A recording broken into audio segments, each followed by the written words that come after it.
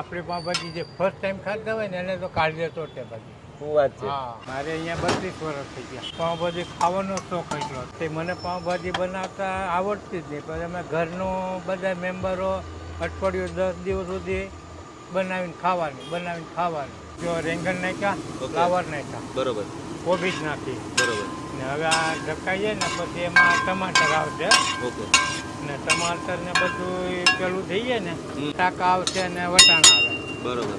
30 થી 40 ભાજી બને. ચાલી હા, ભાજી. થોડી બનાવવાની. બરોબર. આ કલર થાય તો વળી પાછી બીજી જેને જેવી ખાવી હોય ભાજી સમજી લો કે તમારે તેલમાં ખાવી છે, કોઈ બટરમાં ખાવી, કોઈ કાંદા સ્વામિનારાયણ જૈન આવતા હોય. અમુક વસ્તુ તો આપણે ઘરે ખાઈએ ને આ ઘરનું જ થઈ ગયું સમજી લેવાનું. ઘર જેવો છે. બહારનું હોય ને તો ઓનલી એક પાઉં.